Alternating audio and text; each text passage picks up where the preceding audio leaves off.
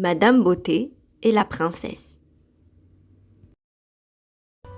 Madame Beauté, comme son nom l'indique, était très belle. Elle portait de magnifiques chapeaux et vivait dans une somptueuse demeure. Et comment savait-elle qu'elle était la plus belle? Grâce à son miroir magique. Chaque matin, Madame Beauté lui demandait « Miroir, qui est la plus belle ?»« Vous êtes la plus belle entre toutes, » répondit-il. À côté de la somptueuse demeure de Madame Beauté se trouvait un château qui était inoccupé depuis de nombreuses années. Un jour, en allant faire des emplettes, Madame Beauté remarqua un écriteau « Vendu » accroché au portail. « Je me demande qui va habiter ici » songea-t-elle. Le jour suivant, elle eut sa réponse. Madame Beauté fut réveillée par une fanfare de trompette. Par la fenêtre, elle vit 3 camions de déménagement et un superbe carrosse tiré par des chevaux s'acheminant en cortège jusqu'au château. Une princesse venait emménager à côté de chez elle.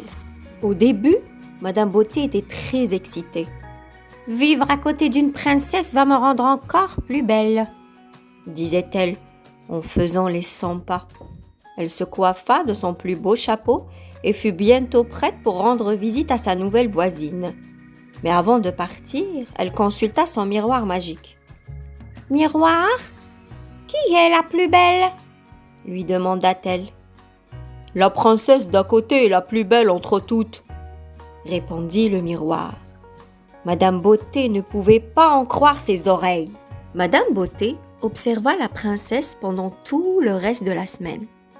Elle regarda le superbe carrosse de la princesse, elle étudia la splendide couronne de la princesse et elle remarqua la magnifique robe de la princesse. Madame Beauté devint de plus en plus jalouse de sa nouvelle voisine. La semaine suivante, Madame Beauté alla faire quelques courses. Elle acheta un carrosse étincelant avec 4 chevaux, un chapeau de princesse et une splendide robe avec une traîne. Madame Beauté était si contente de ses achats qu'elle se rendit en ville pour faire admirer sa nouvelle toilette. Mais personne ne remarqua le changement. « Bonjour, Madame Beauté, » dit Monsieur Heureux, sans complimenter sa tenue. « Savez-vous que la princesse va bientôt venir en ville? Je suis si impatient !» Madame Beauté, très déçue, rentra chez elle et se regarda dans son miroir magique. « Je suis très belle !» se dit-elle en admirant son reflet. « La princesse d'à côté est la plus belle entre toutes !» répéta le miroir. « Et si je puis me permettre, votre accoutrement est ridicule !» Madame Beauté était consternée. Mais que faire? Le jour suivant, elle trouva une solution en lisant le journal. La princesse y avait passé une annonce pour employer un cocher, une servante et un majordome. Madame Beauté sourit malicieusement. Elle alla voir Monsieur Malchance. « La princesse a besoin d'un cocher, » lui dit-elle. « Ce serait un travail parfait pour vous. »« Vraiment ?» dit Monsieur Malchance en brisant accidentellement une fenêtre. Et il se hâta en direction du château pour présenter sa candidature. Madame Beauté alla voir Madame Tête en l'air pour lui suggérer d'être la servante de la princesse. « Vraiment ?» dit Madame Tête en l'air en se ruant en direction du château aussi vite qu'elle pouvait. Enfin, Madame Beauté rendit visite à Monsieur Méli-Mélo, qui était très excité à l'idée d'être le majordome de la princesse, bien qu'il se trompait plusieurs fois de trajet pour se rendre au château. Quand Madame Beauté revut la princesse, elle comprit tout de suite que ses 3 amis avaient été embauchés. Monsieur Malchance avait eu un accident de carrosse et l'avait fortement endommagé.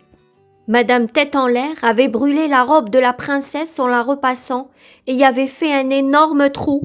Et Monsieur Méli-Mélo avait confondu sa couronne avec le pain. Il avait mis le pain dans le coffre-fort et la couronne dans le four. Celle-ci avait fondu. La princesse n'était plus du tout la plus belle. Madame Beauté se posta devant son miroir magique. « Miroir, qui est la plus belle ?» demanda-t-elle. « Madame Beauté, la plus belle entre toutes », répondit-il d'une voix traînante. « Je le savais !»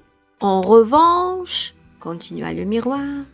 J'ai entendu dire qu'une reine allait bientôt s'installer ici. Voilà, j'espère que l'histoire vous a plu.